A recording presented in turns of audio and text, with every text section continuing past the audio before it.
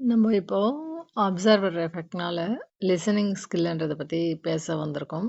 இப்போ வந்து அந்த விஷயத்த நம்ம இப்ப பார்க்கலாம். நான் டிஸ்கஸ் பண்ண விஷயத்த. நம்ம வாழ்க்கையில சில நேரம் நம்ம மிகவும் கஷ்டப்படுத்திய அனுபவங்களே நம்மை பார்க்க கற்றுக் கொடுக்கின்றன. நம்மள நம்மளே பார்க்கறதுக்கு செல்ஃப் அப்சர்வேஷனுக்கு காரணமா இருக்கு. உதாரணத்துக்கு ஒரு நார்சிசிஸ்டிக் பேட்டர்னை எடுத்துக்கலாம். அவர்கள் நம்முடைய எமோஷனல் பேட்டர்னை கவனித்து, அதை பயன்படுத்தி நம்ம எமோஷனலி இன்ஃப்ளூயன்ஸ் அல்லது எக்ஸ்ப்ளாய்ட் பண்ணியிருக்காங்க. முதலில் நம்முடைய கவனம் அவர்கள் மேல தான் இருக்கும். அவர்கள் என்ன செய்றாங்க? எப்படி என்னை இன்ஃப்ளூயன்ஸ் பண்றாங்க? என்னுடைய எந்த பேட்டர்ன் அ அவங்க பயன்படுத்துகிறாங்கன்னு பார்க்குறோம். என்று அவர்களோட பேட்டர்னை அப்சர்வ் பண்ண ஆரம்பிக்கிறோம். அதனால் அந்த அப்சர்வேஷனை தொடர்ந்து போகும்போது ஒரு முக்கியமான மாற்றம் நடக்குது. அவர்கள் என்னுடைய பேட்டர்னை எப்படி பயன்படுத்துகிறார்கள் என்பதிலிருந்து, என்னுடைய பேட்டர்ன் என்ன என்று நம்மையே பார்க்க ஆரம்பிக்கிறோம்.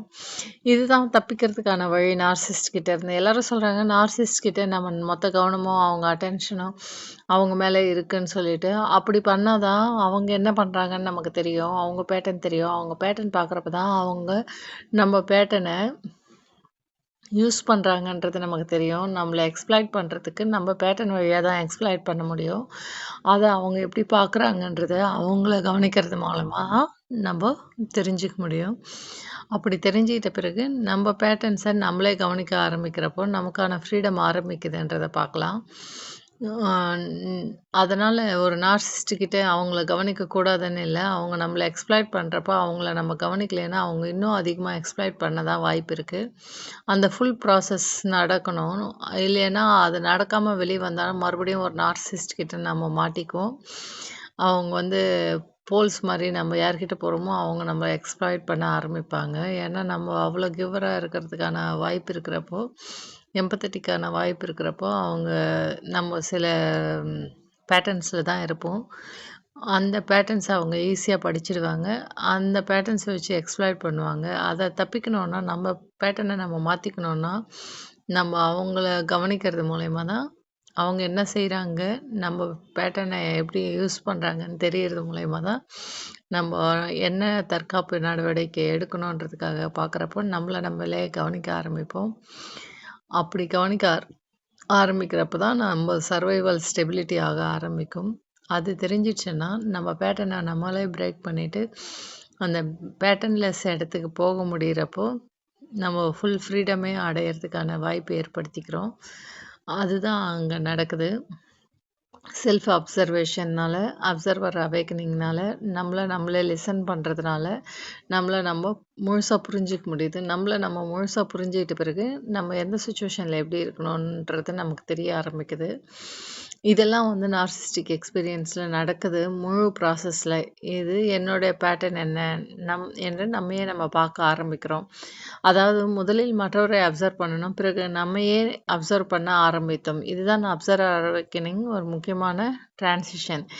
இதே பிரின்சிபலை மற்றவர்களுக்கு பயன்படுத்த முடியும். இப்போ நம்ம அப்யூஸ்லேருந்து வெளிவர்றதுக்காக கவனித்தல் ஆரம்பமானது. ஆனா வந்து அந்த மாரி இல்லாம பெயின்ஃபுல் எக்ஸ்பீரியன்ஸ் இல்லாமயே இது மத்தவங்களுக்கு நடக்கிறதுக்கு, அதாவது அப்சர்வர் அவேக்கனிங் நடக்கிறதுக்கு, அவங்களே அவங்க பேட்டர்ன பார்த்துக்கிறதுக்கான இடத்துக்கு வர்றதுக்கு, நம்ம வந்து ஒரு அந்த பிரின்சிபல யூஸ் பண்ண முடியும்.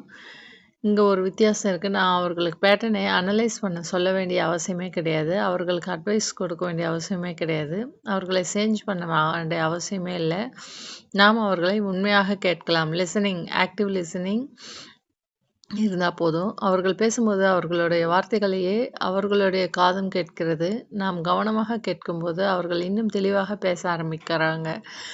நடுவுல குறுக்கீடு இல்லாம, அவங்களுக்கான சிந்தனைய வெளி பண்றதுக்கான ஓரிரு கேள்விகள் மட்டும் கன்டின்யூ ஆகுறதுக்காக கேட்கும்போது, அவர்களுடைய எண்ணங்கள் வெளியில வருது. அந்த எண்ணங்களை அவர்களே கேட்கிறார்கள். அதிலிருந்து நான் ஏன் இப்படி சிந்திக்கிறேன்? எனக்கு எந்த இந்த எமோஷன் ஏன் வருது? நான் எப்போதெல்லாம் இப்படி ரியாக்ட் பண்றேன்? என்று அவர்களே தங்களை பார்க்க ஆரம்பிக்கிறார்கள். நல்ல லிசனர் இருக்கும்போது, அதாவது நல்ல பார்வையாளரா இருக்கும்போது, அவங்களே நல்ல லிசனரா அவங்களுக்கு நல்ல அப்சர்வரா இருக்கிறாங்க. இதுதான் மெட்டாகாக்னிஷனுக்குள்ள அடுத்தவங்க என்டர் ஆகிறதுக்கு லிசனிங்கோட பங்களிப்பு. இது ஒரு நல்ல லிசனர் என்ன செய்றாருன்னா, அவர் மற்றவர்களுக்காக அப்சர்வராக மாறுறது கிடையாது. அவர் ஒரு மிரராக இருக்கிறார். அவர் ஒரு சேஃப் ஸ்பேஸ் உருவாக்குகிறார். அதன் மூலம் நான் என்னை நானே பார்க்கக்கூடிய ஸ்பேஸ் அந்த மனிதருக்குள் உருவாகிறது. அதனால் நான் இதை இப்படி சொல்வேன். நம்மை காயப்படுத்திய ஒருவர் சில நேரங்களில் நம்முடைய பேட்டர்னை நமக்கே தெரியப்படுத்தும் பெயின்ஃபுல் மிரராக இருக்கலாம். ஆனால் நாம் மற்றவரை கனிவோடு கேட்கும்போது அவர்களுடைய அப்சர்வர் விழிப்பதற்கான கம்பாசனேட் மிரராக இருக்க முடியும். இதுதான் லிசனிங் ஸ்கில்லின் உண்மையான பவர். ஒருவரை புரிந்து கொள்வது மட்டுமல்ல, அவர் தன்னையே புரிந்து கொள்ள உதவுவது. இதில் நார்சிஸ்டிக் எக்ஸ்பீரியன்ஸ்லேயும் நாமே புரிஞ்சுக்கிற விஷயம் நடக்கிறதுக்கு அவங்க ஹெல்ப்ஃபுல்லாக இருக்காங்க. ஆனால் அது ஒரு பெயின்ஃபுல்லான எக்ஸ்பீரியன்ஸாக இருக்குது. ஆனால் ஒரு நல்ல லிசனராக இருக்கிறது மூலயமா எதிரில் நம்ம லிசன் பண்ணுற ஆளுக்கு அவங்களே நல்லா அப்சர்வராக புரிஞ்சுக்கிறவராக மாறுறதுக்கான வாய்ப்பையும் ஸ்பேஸையும் நம்ம கொடுக்குறோன்றத நம்ம குட் லிசனர் என்ற இடத்துலேருந்து செய்ய முடியும். இது உங்களுக்கு புரியும் நம்புகிறேன். நன்றி.